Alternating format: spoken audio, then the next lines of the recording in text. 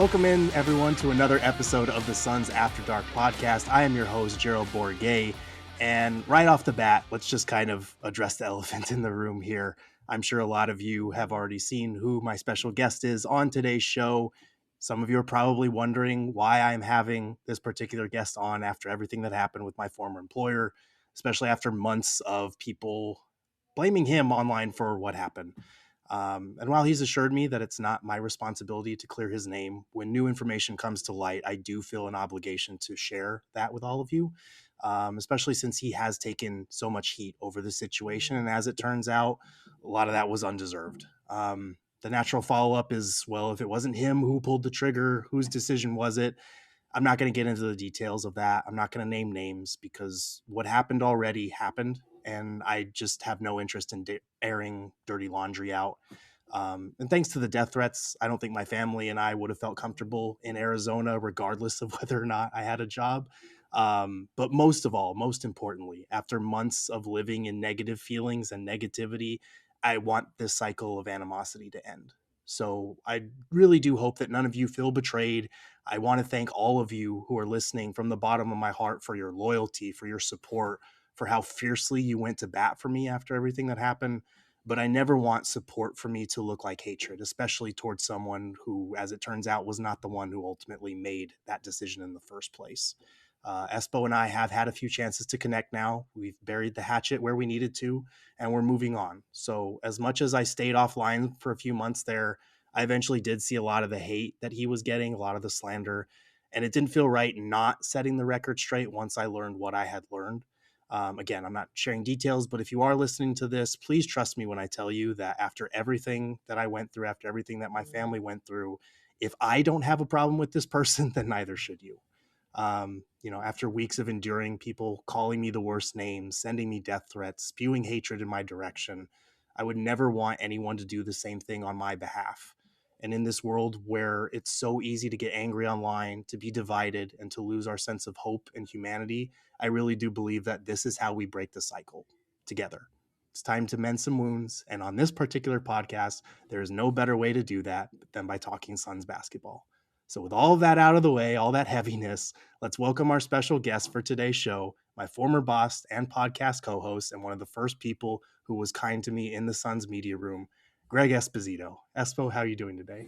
I'm good, Gerald, and I want to say I've been subscribed to you since day one on here, and I am glad that you have a space, and I've enjoyed all the content. It is top notch as always, and I'm honored that you're willing to talk some Suns basketball with me because we have a long history of that since the first day I met Babyface Gerald in the Suns media room. What was that, 2014? Yeah. Back then. So, 12 years ago, and I'm glad that we get to talk some Suns ball again for sure.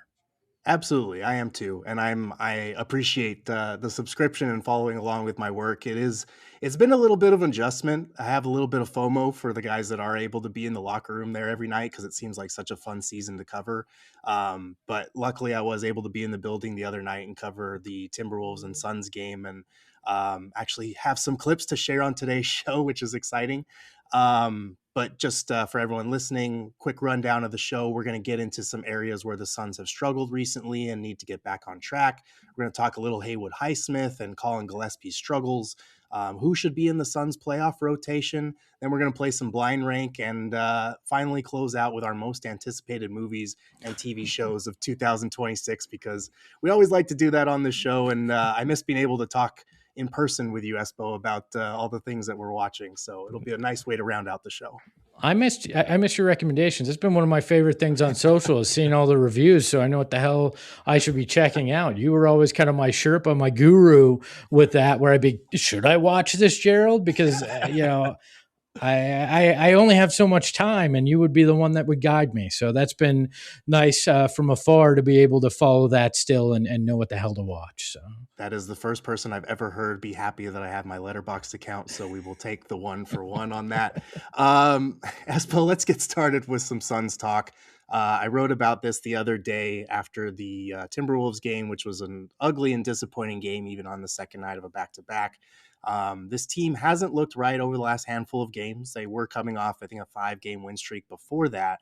But since around the start of February, they haven't quite been the same team that we have watched.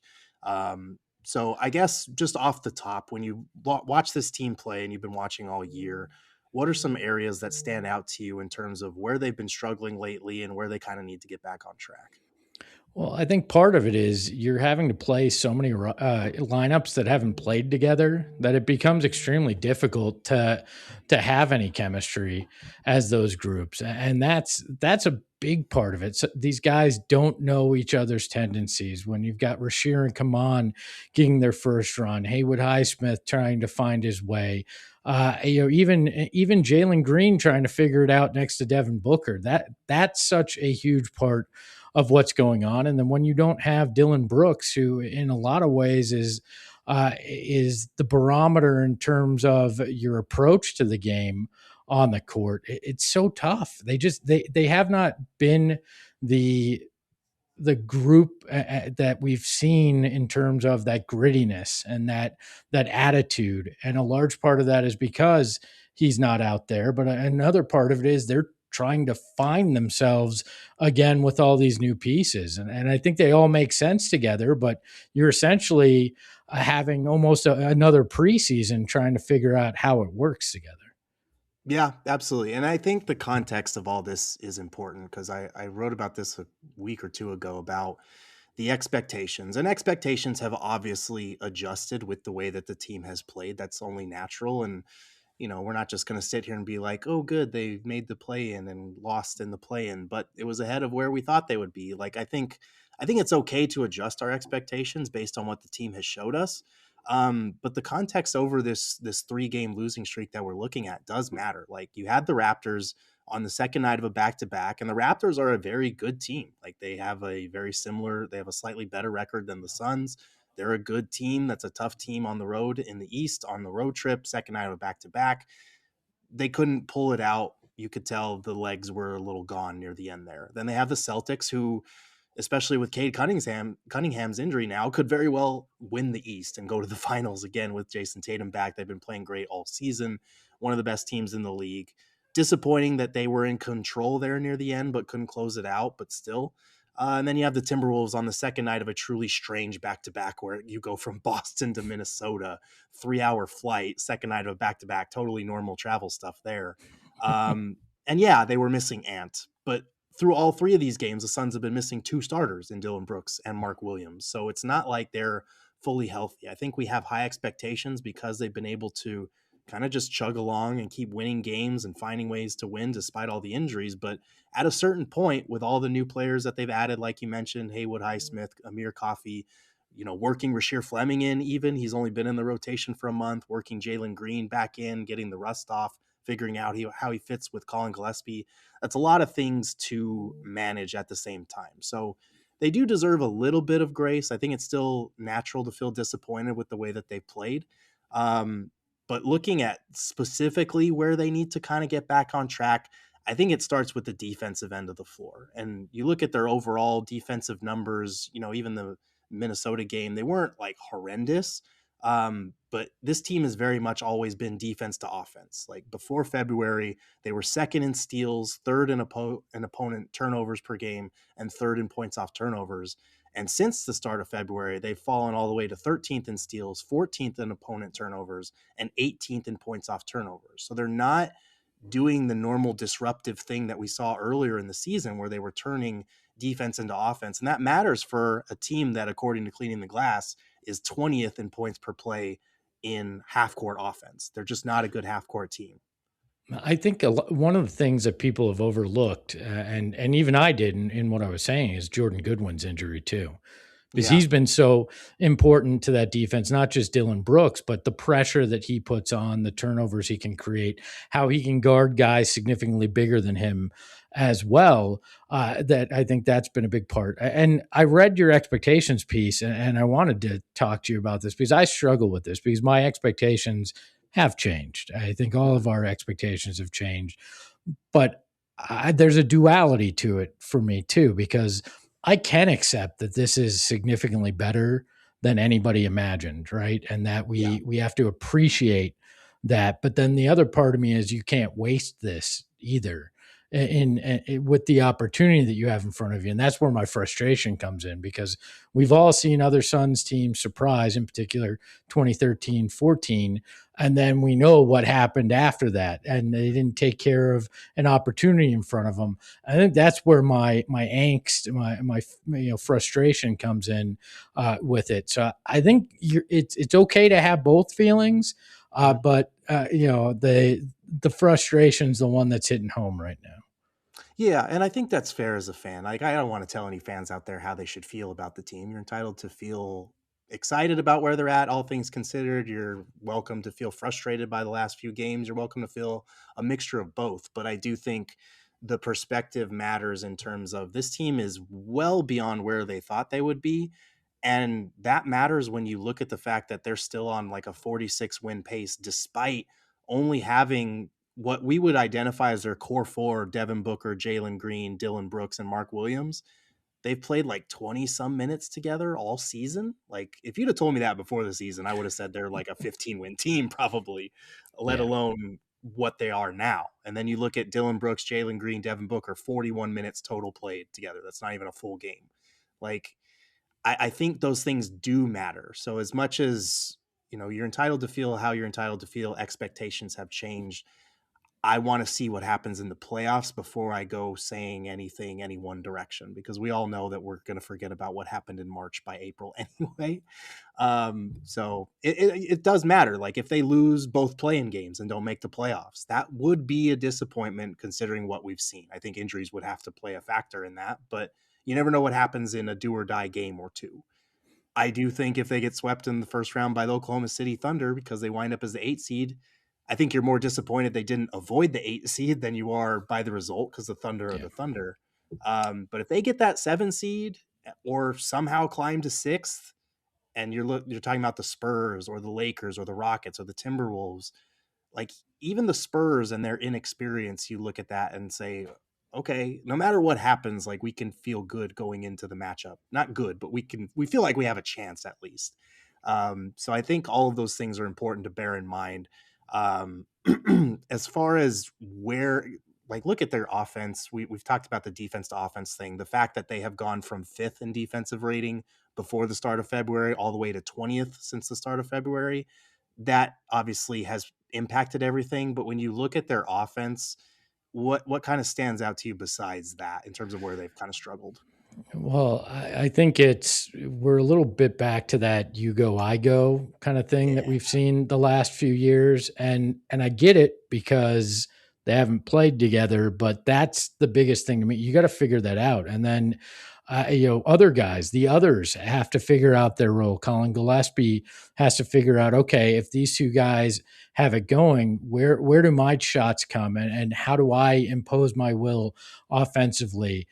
Royce O'Neal has to be a guy that's consistently hitting that 3-pointer for them to be successful. And then you need Grayson Allen to actually be playing, and that Mhm. impacts the offense. There's a lot of questions, and I think we've had questions in terms of the offense because it was so predicated on, if you're not hitting a vast majority of your threes, it becomes a non-palatable game. But yeah, this whole Devin Booker and Jalen Green can both have good offensive nights and still not flow correctly, and I think they got to figure that out. Yeah, absolutely. And I think, to your point, over these last 4 games, in terms of shot distribution, Booker's taken 102 shots, Green has taken 85, and the next closest person is Collin Gillespie with 30. So it's pretty much just those two guys having at it, and the rest of the guys getting sparse shots here or there. I think part of that is because a lot of these guys have not been hitting. You mentioned Colin Gillespie in particular. Those guys got to hit shots. But at the same time, it has kind of felt, the offense has felt a little more your turn, my turn, as you said. And Jordan Ott was actually asked about this the other night before the Timberwolves game, in terms of the offensive flow, how often they're getting into the blender, as he likes to call it, and how often they're going isolation with their top two guys. And this is what he had to say. It's always both. It literally is always both. You watch some teams play, and ISO is the most efficient play they have. When you have elite scores, sometimes that's what it comes down to. The ball movement piece usually comes because you need ball movement to create a high quality shot. If you have guys that can get high quality shots without so much movement, then let's do it. So we're always hunting high quality shots. I think there's a balance of both in the first 42, 45 minutes of the game. And then at the end of the game, we know what it's going to come down to. It's going to come down to one-on-one basketball. Can we get the guys in space? Can we get our best player the ball with as much space as possible? So in those first 40 to 42 minutes, I think there's times that we can obviously be better. Again, we're going to continue to go back to our defense, make our defense the emphasis. The more times we can get in transition, not only after a defensive rebound, but after a steal, that's ideal. So it's a balance. It's definitely a balance. Jalen with certain matchups on him, ISO's okay. Our guys with other matchups, other lineups, we may need to get into the blender. So it's a little bit of both. So I wasn't totally enthused by that answer because he did say something to the effect of like Jalen Green against certain matchups, isolation's okay. But his whole thing about the end of games, like it needs, like we know what's going to happen end of games, it's one-on-one basketball. I wasn't crazy about that answer because I feel like you should still try to put teams in the blender. Like just because you have a Devin Booker or a Jalen Green against certain matchups doesn't necessarily mean you want to be taking all of these tough shots. And I think it was Arizona Sports' Kellen Olson that pointed out their rim frequency since February 1st is only about 2.2% more than their frequency from the short mid-range. That's 5 to 14 feet away from the basket. And they're only shooting 39% on those looks, which is 28th in the NBA. So they've never been a good team getting to the rim. They haven't been a good team getting to the free throw line. They're going to take a lot of mid-range. They're going to take a lot of threes, but they're dead last in field goal percentage and true shooting percentage since February 1st. And I think that uptick in those short mid-range where Book and Green are kind of getting to a lot has played a part in that. Yeah, I'm all right with Jalen's ISO game earlier in the game, and the part that needs to click is when he drives and he uses that gravity to pull guys in the pass. We haven't seen Yeah. that been effective yet, and I think that's a key. But to your point, at the end of games, you can't abandon what's gotten you good shots all year. And yeah, maybe the very last part of that possession boils down to a Devin or a Jalen against their guy. But if you're swinging that ball to get them in a better position to go into that one-on-one at the end of games, that's where you get the advantage. And yeah, I don't. We've seen it far too long where it's toss the ball to Book and let him try to figure it out. And Mm-hmm. that's not fair to him. It's not the way that this team has succeeded through the season. And I really think they just need to refined who they've been. They don't have to redefine themselves. They just need to find a way to be that team that they were earlier in the year, because when that ball moves, they are unbelievable in terms of the quality of shots that they can generate. But when it stalls, it starts to feel like the last 2 years where it just evolves into something that none of us really want to watch. Totally agree. And I think like Book has been playing out of his mind the last couple of weeks in terms of individual production, but the offense hasn't followed suit. Part of that is the other guys, and I think part of that is the way that they're playing, because to your point, they're having him have to do a lot, and all of the doubles he's seen, all the defensive attention, that's asking a lot of him. And I think that contributes to the frustration when he doesn't get foul calls, is the feeling of like, man, I'm doing everything that I possibly can, not getting calls, and our offense is what it is right now. So getting back to that, especially getting back to defense generating offense for you, I think would be monumental for them. And it has been a tough stretch to do that against some of the teams they've been facing. But on a more positive note, I do want to talk about Haywood Highsmith, because this is a guy that came in. A lot of people were kind of, when they got him, were kind of like, wait, what? Another two guard? Like, what are we doing here? But they did get him on a 2-year deal. So I think that's automatically insurance in case you miss or you can't re-sign Jordan Goodwin. That helps as a depth piece. but he's also been able to play multiple positions. He's got a freakishly long wingspan, so he can guard up a position as well. His first 5 games, 5.5 points, 10 for 20 overall, and 8 for 13 from three. The guy has been lights out despite not playing all season outside of that. Espo, what have you seen from Highsmith in his first handful of games?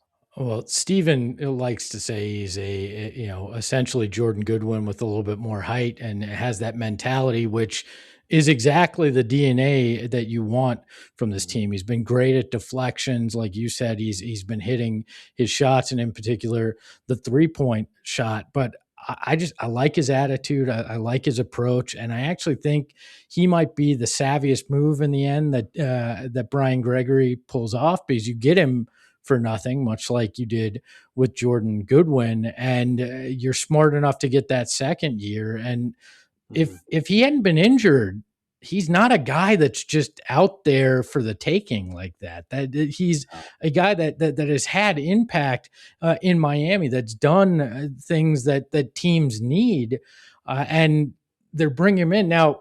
It's tough coming in midstream, like we were talking about, really with a third or less of the season to go and figuring out how you fit in the rotations. But man, I've loved what I've seen, and he's exactly the kind of guy that they said, this is the blueprint of what we want.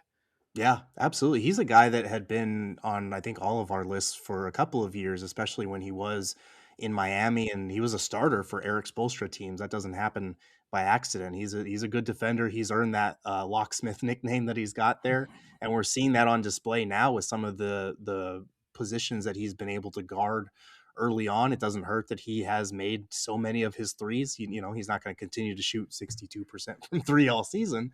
But luckily for him, he doesn't have that much longer to hold it up for. And I did get to ask Jordan Ott about Haywood Highsmith and how he's fit in so seamlessly. And this is what Ott said. Coach, when you look at Haywood coming in, it feels like he's fit in pretty seamlessly with you guys. What have you seen from what he's been able to contribute and how he's been able to get acclimated so quickly? Yeah, kudos to our group to bring another piece in. And then not only that, then our medical staff getting him healthy to play. I don't think anyone expected him to be inserted quite this fast when we got him. But he's been fantastic. And now it's about maximizing the time when he's out there with our group, but also knowing we need him healthy. And he hasn't played a ton of back-to-backs, and he hasn't played a ton of minutes this year as is. So we got to balance that in our mind, knowing that this is March and we have 14 left, and it's an extremely important game tonight, and he wants to be out there with his teammates. So we're balancing all that, kind of on the fly, but we've loved his minutes. Obviously, we've played him end of game. If he's playing end of the game, we know he's in a good place. But there's a reason why we don't play him a lot in the first and third quarters. So balancing all that, which is good. We just got another tool in the toolbox. So I think it's important the way that he brought up the point that, like, yes, he's played great, but we're still trying to ease him into his minutes because he hasn't played all season. We have to be mindful of that fact. He mentioned specifically, we're not playing him first and third quarters as much for that reason. But they've loved his minutes, and I think it's a testament to the fact that he has closed some games for them in his first handful of games here in Phoenix. It's going to be interesting to figure out who is part of that playoff rotation, and we will do our best attempt at that a little bit later. But any final thoughts on Highsmith before we take a turn back towards negative town a little bit? I think it was funny how what his first taste of Suns basketball was 10 seconds at the end of a game trying to, but I actually think it kind of showed Ott's trust in him. He's like, I know this guy's not going to make a dumb basketball decision in the final seconds of a game we're trying to win. So I have high hopes for him. Obviously tempered expectations because he's coming off the injury, but I think he's the kind of guy that if you make it in a playoff series, could have one of those moments that helps you win a game just because he's so heady. He works his ass off, and he's just a guy that with that arm length and everything can be a disruptor. So I'm excited to see what he does the rest of this year, but I'm really excited to see how he fits into next year's plan as well. Yeah, absolutely. And in those 10 seconds, to your point, it was funny because that did remind me a little bit of that time when Mike Budenholzer put Ryan Dunn in for like 5 seconds at the end of halftime. Context wildly different, but it was pretty funny. Let's talk a little bit about Collin Gillespie, though, because I Yeah. think he's been as impacted by Jalen Green's return as maybe anybody. He's still in the starting lineup alongside Booker and Jalen Green, which automatically kind of prompts questions about whether this starting lineup is a little too small. They can't really do anything about it yet because Dylan Brooks has been out, Grayson Allen has been out. Like, you got to start somebody.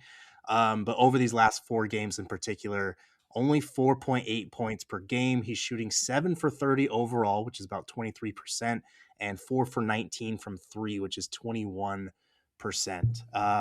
Shooting 37% overall in March, and he only shot 39% overall in February. So it's not just these last 4 games. He has been a little bit colder from the field than we are used to seeing.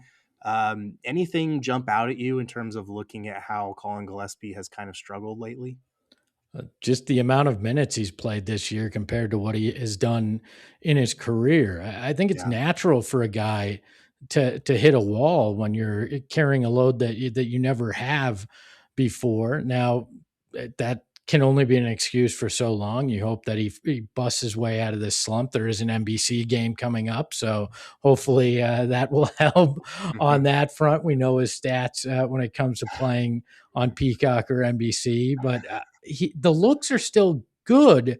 He's not connecting, so it leads me to believe that it might have something more to do with that amount of minutes that he's playing this year compared to any other time in his career, at least the NBA side of it. So I think that's part of it. I think, again, he's got to adjust just as much as anybody else with Jalen Green out there and understanding his role. And at some point, he probably benefits from going back to that super sixth man role rather than playing most of his minutes, sandwiched between Devin Booker and Jalen Green, because then he can do a little bit more of what he had been doing from an offensive side and give you that burst that I think is a little tougher when you're with those guys. Yeah, I agree. I think just because he has done so well as a starter doesn't necessarily mean he is a full-time starter once you're fully healthy. I understand it to a certain degree right now where you're banged up and you need to kind of iron out a rotation of some sort. I talked about that the other night. But he also mentioned wanting to kind of get back to, Collin Gillespie and Oso Iguodaro's chemistry with the second unit, which is something we've seen. Like their quick pitches and screens for each other are incredible, and they catch defenses off guard. I do think, to your point, like he has just missed a lot of shots that he normally makes, and that happens for role players. He has been a career 40% shooter from 3 in the NBA, in college, probably going all the way back to when he was a toddler on a Fisher Price hoop. Like he's been 40% from 3 every year of his life. So it has been weird to see his struggles a little bit in March, but that happens to role players who, like you said, are going into uncharted territory at the NBA level in terms of the minute load. He's never played this many minutes total. He's never played this many minutes per game on top of that. He's dealt with injuries for the first couple of years of his NBA career. So I think all of that is worth bearing in mind. And then, like I said, that shot distribution stat that I brought up earlier, the fact that it goes Booker 102, Green 85, and then Gillespie at 30, like these guys are not going to shoot well if they're only getting 1, 2, 3 shots a game. And to that point, Collin Gillespie in March is only taking 9 shots per game as opposed to around 12 per game in February. So that could be part of it too.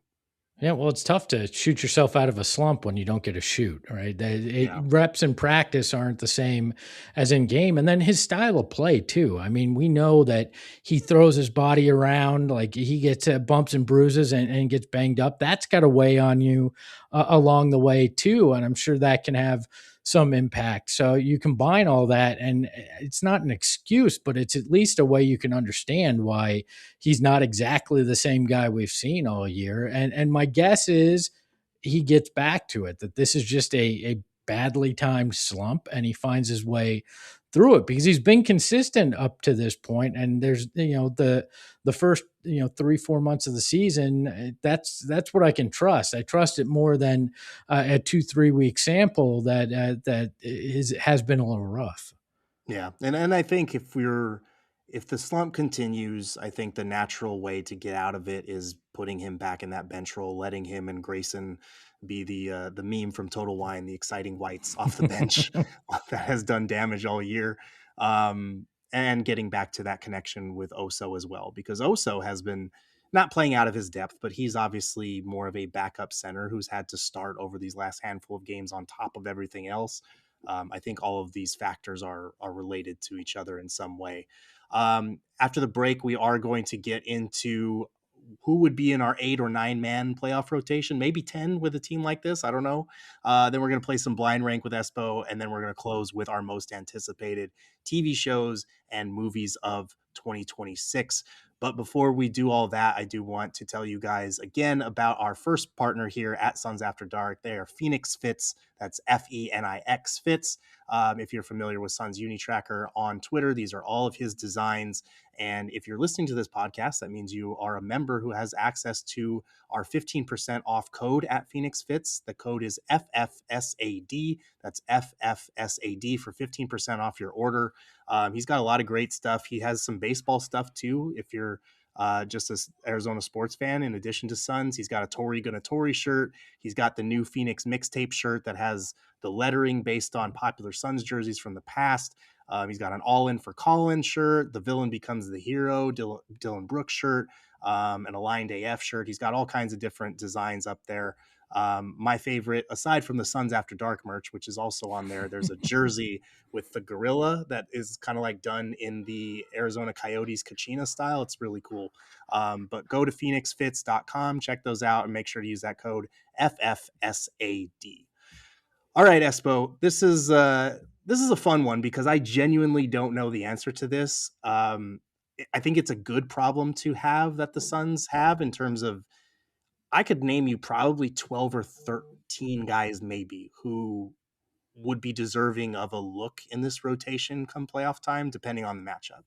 And I actually did get a chance to ask Jordan Ott about this, and he went into detail about how they just need to figure out a rotation. Yeah, we need a little stretch here. We need a little stretch of just being consistent with our rotation. And we're going to try to find that, even tonight, hopefully. We can find a little bit of that. We're trying to, it's a lot of stuff at the same time, trying to set man up for success and who he plays against, which we tested again last night, but also finding some space for Jalen. And we know the faster we can play with him on the floor, it's also allowing Oso and Collin to be super aggressive too. So love to get back to that on the second unit at some point. But again, we'll read the game. So as he mentioned, like he alluded to the fact that injuries have kind of prevented them from being able to, put a rotation together and actually stick with it. You look at those last handful of games, like sometimes Ryan Dunn plays, sometimes he doesn't. Sometimes Amir Coffey plays, sometimes he doesn't. Haywood Highsmith, he had his best game in a Suns jersey against Boston, and then the second night of back-to-back, because they're trying to limit his minutes, only 9 minutes in that game. That really makes it hard to figure out a rotation. But if you had to take kind of a stab at it, and I don't know if you want to do 8 or 9 or 10, because you could genuinely see any of those things happen come playoff time. But what would your kind of playoff rotation cutoff look like? I assume we're looking at it with the belief that Brooks and Williams will be back. Yeah. Okay. Fingers crossed, knocking on wood, that everyone is healthy. Yeah. Obviously you can knock Isaiah Livers right off there. He's not, I think Amir Coffey, won't be. And based on what we've seen, Jamari Bouye isn't going to see minutes unless there's some kind of injury reason for him to, as well as he played early in the year. He just hasn't seen minutes lately. So I assume that you can take those guys off. Ryan Dunn is hanging on by a very thin thread right now in terms of his. And then, I think Kaman's interesting because when you get Mark back and you have Oso, I don't know that the minutes are there unless there's like a break glass in case of emergency. I think he's probably right on that fringe unless you need him because of fouls or something, not gonna have minutes in the playoffs. So You're obviously going to have Grayson, Devin, Dylan, Mark. Collin is definitely going to be there. Jordan Goodwin, Jalen Green, and Oso. So we're already sitting at 8 there, and Royce, which is 9. Mm-hmm. I mean, this is probably the toughest thing that Jordan Ott's going to have to figure out this season is how do you make that? Because, okay, you're at 9. You haven't talked about Rasheer Fleming or Haywood Highsmith. How do those guys fit in at any point? Again, Kaman isn't in that group, which I think is probably going to be the way it is. But I think you might have 10 with the chance that 11 go in there based on the defensive situation you have or matchups. I mean, this is a good problem to have because we've seen the Suns have the opposite problem, and it screws them up in the end. But I don't envy Jordan not trying to figure out what the right levers are to push here for sure. No, I agree. I think so. Looking at mine, I think Ryan Dunn, Kaman Malawach, Jamari Bouye, those are the guys that I think only in case of injury are going to see the floor. And it sucks because going into the year, I think a lot of us thought that Ryan Dunn would be one of the starters, if not a guy that's logging heavy minutes just because they needed size and defense on the wing. And they have players that fit that description, but a lot of those guys haven't gotten run because Royce has played really well and they have so many guards that are capable of contributing. That's what makes it tough is they're going to naturally be undersized because I do think Devin Booker, Jalen Green, Dylan Brooks, those are locks to be starters as long as they're healthy. Then you've got Collin Gillespie, Grayson Allen, and Jordan Goodwin. That's 6 guards-ish right there. Jordan Goodwin for me is an interesting one. I think he will be part of the rotation because they need what he provides defensively. And if he can continue to contribute offensively, he's averaging like 8 or 9 points a game, then hell yeah, he's playable. If the 3-point shot dries up and they start giving him the treatment that we saw them give pretty much everybody except Devin Booker in that Denver Nuggets series from a few years ago, the Josh Okogie treatment where you just, shoot it, go ahead. Then I think his minutes might shrivel up a little bit. So I think your starters are fully healthy. Book, Green, Brooks, Royce, and Mark Williams, a group that has not played together much at all this year. And then you've got Collin and Grayson off the bench, probably Jordan Goodwin, Rasheer Fleming, and Oso Ighodaro. I think Rasheer has to be part of your rotation just because he's the only guy, if you're looking at those guys, that is a plus size wing. Like even Dylan Brooks and Royce O'Neal, they're good at what they do, but they're undersized. Like you're going to be undersized all postseason, and your backup center Oso is undersized on top of that. So you think Highsmith is out? That's where I struggle because I think if Jordan Goodwin can't stay on the floor, if he can't hit shots, then I think Highsmith gives a look. But Highsmith's kind of like 10 or 11 for me right now. And I think Amir Coffey, I have Highsmith and Coffey as like matchup dependent because they could use a little size and defense and in Highsmith's case, shooting. But I really do think, I hope that what we see in the playoffs, and this is going to be really tough for him to navigate, is a willingness to experiment and a willingness to pull different strings on a game-to-game basis, even in-game, based on what he's seeing. Because I think that's kind of the way you have to go with a roster like this. And especially since you don't have a lot of time to test out different lineup combinations, test out different rotations, you're kind of flying by the seat of your pants here. So if you're going to do that, might as well lean into the unpredictability of it. Like, Amir Coffey, 2-3 minute stretch right here. Just go harass somebody on defense. Like, I genuinely don't know what to expect. My question mark too is Royce on one of those slumps shooting wise? And if he is, do you have to potentially turn to a Highsmith if he's shooting well still and try to play that role? I know how important Royce is with all the little things he does, but in a playoff series, remember Channing Frye in 2010 when all those shots dried up, and it's like in a playoff series, you can't really weather that. In an 82-game season, you go, the law of averages, we know Royce will be good. But if he's in a shooting slump in a series and your back's up against the wall, I kind of wonder if desperation maybe throws Haywood into some of those minutes too. He's the toughest one because hasn't played much. You don't know how he's going to fit with Roy, or excuse me, with Dylan. We haven't seen that at all. So yeah, he's a big wild card in all this for me. Yeah, and I think to your point about Royce is it's really tough as a coach to navigate the line between sticking with a guy and keeping the faith in him so that the shooting slump does come around so that they don't completely lose heart, and also like doing what's best for the team and being like, this guy's not going to shake out of it. Like there's no way to predict whether your faith in them is going to be rewarded or not. Honestly, you just kind of hope for the best. And I feel like Ott has given Royce some late game opportunities, especially recently, that would have been better for Fleming. Especially because there's that stat about how often Royce O'Neal's the most blown by a defender in the league. Like he does a lot of important things for the defense rotation wise. He's got really good hands rotating over. He can guard up in the post, that type of thing. But on the wing, on the perimeter, he's been toasted quite a bit. So I don't know. It could come back to haunt them if they don't give Fleming a look in some of those situations. Bigger, longer defender who can recover at least when he gets beat. We know when Royce gets beat, he's just kind of, that little run that he does, and it's trouble from there. Any other thoughts on the rotation?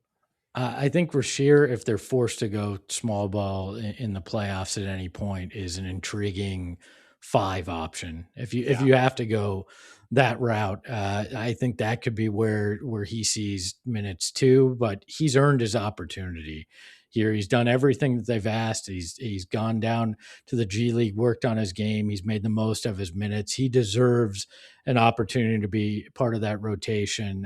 However they see it working best, but he deserves to be part of that rotation. Totally agree. I think he's still the Suns' total plus minus leader since he was inserted into the rotation about a month ago. So he's a guy that, even though the numbers don't leap off the page, he is having a positive impact out there for the most part when he's on the floor. He's going to make his mistakes. He's a rookie. That'll probably show up a little bit more in a playoff series when opponents are targeting him as the rookie who's, probably trying to wrap his head around the game plan for the first time in a 7-game series. But he's just played too well, and he's the only wing, plus size wing, that I kind of trust right now, with Ryan Dunn's season kind of being what it's been so far. But yeah, the fact that he has so many options to choose from is either a good problem to have or it's going to be a nightmare to navigate. I'm not sure which one it is. And I think it will depend on matchup too, because I think on top of all of this other stuff that we've talked about, all these different things he's had to navigate, I think trying to get wins on a night-to-night basis, especially with all the back-to-backs, has been part of who has been playing and who has not over these last handful of games. Yeah, and I think the toughest is going to be if you're in that play-in situation and it's one game. It's not a series where you can adjust along the way. It's one game, and I think that's where it might be most difficult to try to figure out your rotation for Jordan Ott. Yeah, absolutely. All right, Espo, let's close out here with a little bit of fun. First, we're going to play blind rank, and I have not informed Espo of what the topic is, but I'm going to tell him right now. The topic is Suns and famous Suns fans. Okay, so we're gonna be mixing them in here. So there's a whole smorgasbord of options that we're gonna have here. So a joke about this week I was gonna make, but we're gonna leave that alone. We're not gonna make that. All right, totally fine. So I've got 10 for you here. So okay. For those of you who are unfamiliar, I'm going to give Espo a name, and he is going to slot them in somewhere 1 through 10, not knowing the names that are going to follow. So okay, we're going to start off with Amari Stoudemire. I'm going to put him 5. 5. Okay. I'm going to put him 5. I think it's safe. I think it's safe. That's a safe move. We're thinking with our head here right off the bat. I know he hated being the 5 on the court, but I'm going to put him 5 on the list. So he would be very offended he's not 4, but it's all right. Okay, so we got Amari at 5. Vanessa Hudgens. Oh, she's a 10. She's 10. That's 10. 10. Why 10, Espo? 10. 10. Is there some hatred for Vanessa Hudgens that I don't? I just not high on my celebrity list. Not high on my plus Plus, I know there'll be somebody worse. Like, I'm sure you're going to be like Robert Ory because he played for the Suns. But you know what? She gets 10 because I not familiar with her game. We'll go with the Shaq way of it. So. No. See, when you said 10, I thought you were saying 10 out of 10, which I could have agreed with that. But number 10, that's tough. We're going to go right into Guy Fieri. Noted Suns fan, Guy Fieri, who has been courtside for a number of Suns games. Man, I shouldn't have backed myself into this. I knew you were going to regret that. You know what? I don't regret it because you know what? Guy Fieri, a man. Did you see his Super Bowl commercial? I did. When you AI remove the facial hair and the hair coloring, it's like if I shave. He and I share a body type and a facial shape type. I'm gonna put him at 7. Because he's good with food too, and I love me some food, as the people know. Okay, Flavor Town is officially number 7 on the list. Yes. Good to know. I'm screwed in this list. I've already messed this up so bad. I think Vanessa Hudgens was a misfire on your part, but we're gonna keep going. Next up is Shaq. We got Vanessa Hudgens at 10. We got Guy Fieri at 7. We got Amari at number 5. I'm going to put Shaq at 6, and there's a reason why. One of the All-Star games that I went to for the Suns to cover, Guy Fieri and Shaq were talking together, and I was right next to them, so they deserve to be right next to each other. That's awesome. The lore behind Shaq being 6 and Guy Fieri being 7, not what I would have ever expected, but I wonder what that conversation was about. I have to imagine it would be food. Or business. Because both of them seem like they'll put their name on anything. That is true. If I see another Icy Hot commercial or the General. Hey, Blake Griffin's getting on that list too. Like he's getting close to taking any endorsement that's offered to him as well. He's the new Shaq. The lemon pepper wings jingle really sticks in your head after a while there. All right. Well, you brought him up earlier, Robert Ory. 9. I knew it was coming. So you know that I know you well, that Robert Ory would have to be on a game like this at some point. And you know what? I might have still put him at 9 after the story that the background that we've heard about why some of those situations happened. So my hate for him, not as vast as it used to be, but John Paxson can still get stuffed. Yeah, that's fair. I'm still baffled by the hatred for Vanessa Hudgens, but we're going to move on. Kevin Durant. You know what? I respect the man's game, so I'm all right. Well, what do I have left? I have 4 through 1? You have 1 through 4, and then you have 8. All right, he goes 8. I respect his game, but we'll leave it at that. Yeah, I think that's a fair way to put that by not saying anything else. David Spade, underrated Suns fan. I'm going to put him at 4 because there's a fun fact. In one of the greatest shots in Suns history, the Rex Chapman leg swing 3 against Seattle, there is, at least there used to be, they redid the arena, so it's not there anymore, but there's a giant photo of that, and you can find it online. And David Spade actually in the background of that photo, losing his mind about Rex Chapman hitting the shot. So he deserves probably a little too high, but he deserves some praise for that. That is not an endorsement of his stand-up comedy or anything. I don't know his game on that front. It is an endorsement of the movie Tommy Boy, though. Oh, fantastic. It's still a tragedy that we didn't get to grow up with more Chris Farley, David Spade collabs for years. Okay, you've done really well to leave yourself your top 3 open for these final 3. There's something I did that is not going to be good in a final 3. I don't know. I think you're doing pretty good so far. Emma Stone. 3. The most famous of Suns fans. Emma 3. Stone coming in at number 3. Okay. Xavier product from here has rooted for them at times. I still believe she's a fan, so I think 3 is good. Oscar winner, so she's got the statuette where the team doesn't, so she can have 3. 3 is a good place for her. I think she would be, even out of all Suns players that I could potentially get on a podcast ever, I think she would be the best guest that you could ever have on a Suns podcast, potentially. I think she'd be in there with. I think she'd be in there with Barkley and with Colangelo, only because Colangelo has such lore and history. But yeah, I think she'd be a top 3 guest. Now, is this where you hit me with, just something that I really like? I really just don't want in my top 2. Like, I don't. There's something coming that I'm a little worried about. See, you knew what was coming. You knew it in your head, but you still put yourself in this position anyway. Vince Carter. 2. And now whoever's 1 is just this is not going to end well.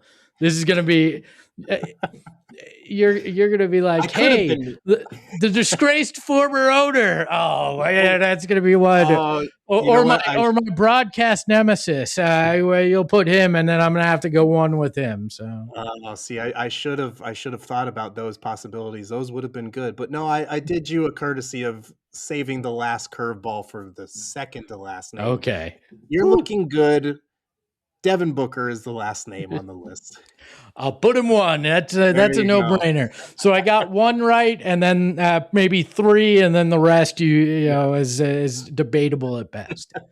So going in order here, we've got Devin Booker at number 1, Vince Carter at number 2, number 3 Emma Stone, David Spade at number 4, Amari Stoudemire at number 5. He might be a little offended looking at this list. I'm offended for him. I got to go take a wine bath just to make up for it. Shaq at 6, Robert Horry Guy Fieri at 7, Kevin Durant at 8, Robert Horry at 9, and poor Vanessa Hudgens coming in at number 10. Must not have been a High School Musical guy. I still would put her at 10. That's so brutal. If I reorder, she'd still be at 10. So. Unreal. I think that might get you the most slander out of anything that's on this blind rank. But I don't know. I think I might get a DM or 2 if you know what I'm saying. So that's fair. We'll make sure to edit this heavily for social. All right, Espo, let's close out the show with one of my favorite things to do at the end of shows here, talking a little bit about movies and TV show, because I feel like it can get a little heavier. We can get a little in our own bubble with talking about Sun stuff day in and day out. So I want you to give me your top 5 most anticipated TV shows of 2026. And I recognize we're already 2.5 months into the year, but hasn't been a ton of new releases early in the year. Are we going just TV, or are we going movies too? We're going TV, and then we'll do movies. Okay. So I think for me, I just got into Fallout. I'm not through the whole first season, but the second season of Fallout is up there for me. I don't have them in any particular order. It's like saying who your favorite child is. You have one, but it would be offensive to actually say it out loud. So I think Fallout and that season, the second season, is high on my list. The final season of The Boys is up there for me. I love that show, and I'm really looking forward to it. This one's probably a little controversial. I'm interested in Lanterns. Okay. Yeah. The Green Lantern show. I don't know that it's going to be good, but I'm intrigued. You know my affliction for DC. So I am very intrigued by what it could be. Like that's intriguing. I'm very superhero heavy.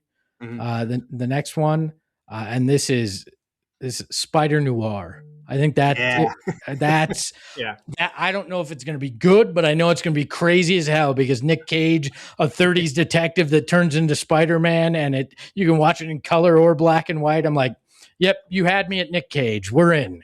I'm all in on that. So yeah, that's where I'm sitting with those. Those are my tops right now.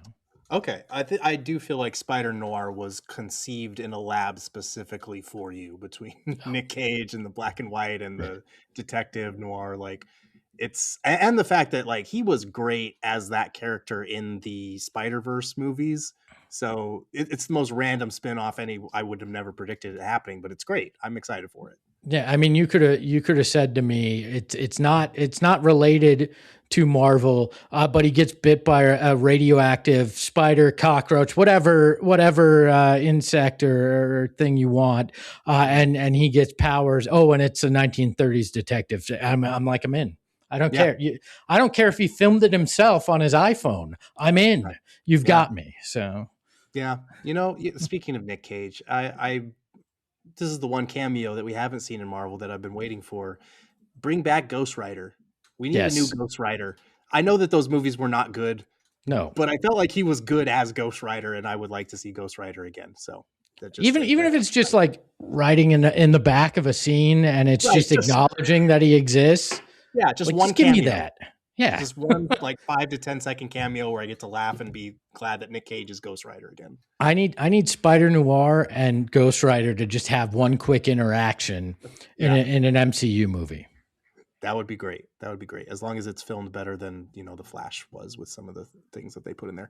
Yes. Okay, so my top 5, I'm not going to include Shrinking because it's already happening right now. But Shrinking, the 3rd season would have been up there. I talked about that on the last pod with Dan Devine, and it's the best show that's on TV right now for me. This season has been incredible. But Invincible season 4 just came back. I love that show. It's an animated superhero show that's not like any other show that you're going to see, really. I'm also kind of superhero heavy because I do have The Boys, the final season coming up.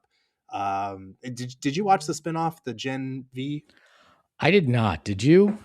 I did. It's pretty good. It's not quite as good as The Boys, but it's good. And some of it does tie directly into this new season that's coming up. I'm gonna binge it before we get The Boys. So yeah, I think binge. there's only 2 seasons, so you should be able to do that. But yeah, excited for the last season of The Boys. If they do anything to Kimiko, I'm out though because she's my favorite. X-Men 97 season 2 is coming out, I think, in the summer. That first season was elite. I hope that it's the same in the season 2, but that show was really well written. And I'm excited for that one. Non-superhero show, since we need a little variety. Season 3 of House of the Dragon. I am definitely a Game of Thrones person. That other spinoff that came out, A Night of the Seven Kingdoms, was really good. It was really different. This one's a little more serious. It'd be nice if they had even any sort of humor in it, but apparently this is a season where shit actually happens and battles go down and stuff. So I'm excited for some carnage finally. And to avoid another superhero show, I'm tempted to say Daredevil Born Again, the new season that's coming out. But I'll go with season 3 of Euphoria because it's been so long since we've gotten a new season. So many people in that cast are famous as hell now compared to where they were in season 1. So I am very interested to see how if this is the end, how they kind of wrap that up because it's dysfunctional and chaotic as hell. Does the layoff worry you though? I always get worried when you get long layoffs. Like usually it doesn't work, but like Scrubs is actually working in its comeback season. But I find it interesting. We both didn't have a show that I thought might make the list. Ted Lasso. Okay, so here's the thing: is Shrinking. I think we're going to agree. Shrinking has surpassed Ted Lasso for me. I did not really enjoy the 3rd season of Ted Lasso. I thought it was way too cheesy, and the plot lines just stopped making sense really, and it got away from Ted Lasso himself a lot of the time.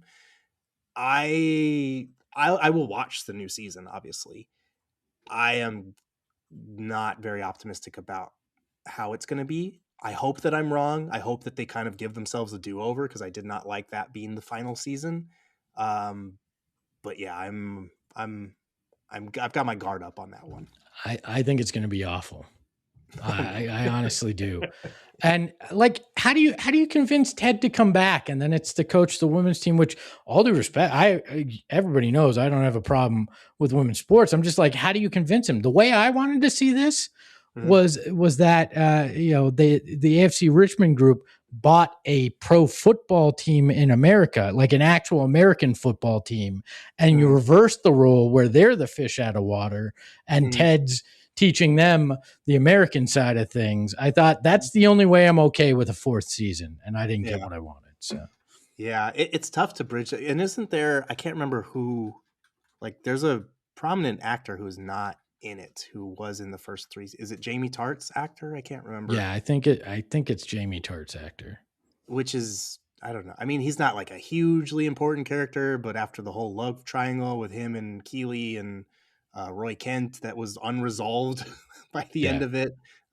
Yeah, don't even get me started on season 3 of Ted Lasso. I'll just get upset all over again. Even though I didn't mind the actual final episode, just that season was not good.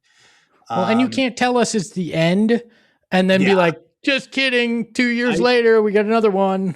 Right. See, that's the difference is like Scrubs, it's been years since they've come back. So they've had all this time to like think about what a return would look like and get the excitement flowing again. This is just kind of like, nah, we can't really stay away. So we're going to come back and do a do-over. It's not the same. All right. Most anticipated movies. And there's a lot of exciting movies that are coming out this year. I'll let you go first. What are your top 5 most anticipated? Well, we'll stick with, at least for the beginning of the list, the superhero run. Obviously, Avengers Doomsday, because it's going to be crazy. Whether it's good or not, it's going to be crazy. It's Right. going to be everything we want and probably don't want in a movie like that. I was on the fence about Spider-Man Brand New Day until I saw the trailer yesterday, and I was like, all in. Yeah. All in. I think this is, it's the right tone. It's gonna have humor, but it's not gonna be like the full camp that we've gotten in some of them. He's actually struggling with some things, which I think is interesting. And then the last of the superhero group, Supergirl. Again, Okay. I don't know if it's gonna be good, but I'm addicted to DC, and I have to hope that it will. Yeah. And I think it plays off of the Superman storylines well. So, and then the last two, Christopher Nolan's The Odyssey. Yeah. I will watch anything that Christopher Nolan does, even if it's something that I learned in classics. I'm a classics minor in college and had to read before. I'm in on that, and then I'm kind of torn between two. Right now, I am reading the Project Hail Mary novel. Yeah. And I'm looking forward to doing was the novel or the movie better. Right. But I heard a theory about Steven Spielberg's Disclosure Day. Okay. Yeah. That it's actually a secret sequel to the Encounters movie that he did early in the 80s. Like, and I'm intrigued by this idea that Steven Spielberg has hidden the actual plot of this movie so well that it's gonna floor people. So I think that makes my list over Project Hail Mary. And there's a lot of good movies. There's stuff that I left off the list, but that's kind of the 5. Yeah, your last 2 were my toughest cuts because I am excited for Disclosure Day, even if it's not that. Like it still looks really good, and it's also Steven Spielberg. So, and Emily Blunt's great. The main guy who was just in Wake Up Dead Man, I'm forgetting his name, but he was the priest in Wake Up Dead Man. He's in it. He's fantastic. So that's going to be good. Project Hail Mary, I'm actually seeing. We're recording this on Thursday before the Suns game against the Spurs, but I'm seeing that tomorrow on Friday. So I'm looking forward to seeing that. I have not read the book, but based on what I've seen from book readers that have been able to see it early, they were impressed with the way it adapted everything. So good. Hopefully it's as good as everyone's making it out to be. My top 5, number 1 is The Odyssey. Love Christopher Nolan, loved reading The Odyssey when I was in high school. It's always struck me as very difficult to capture because so many different things happen in it. So it's going to be an epic and probably a very long movie, but they showed before I went to see Avatar Fire and Ash in theaters, they showed like a 2 or 3 minute scene from the movie as a preview. And I was just floored. I was like, oh yeah, he did it again. Like he that bastard found a way to adapt this somehow. So I'm all in on that. I'm surprised this one was not on your list, but now that I think about it, I don't know if you were such a big fan of this franchise. Dune Part 3, the trailer just came out a few days ago. Looks epic.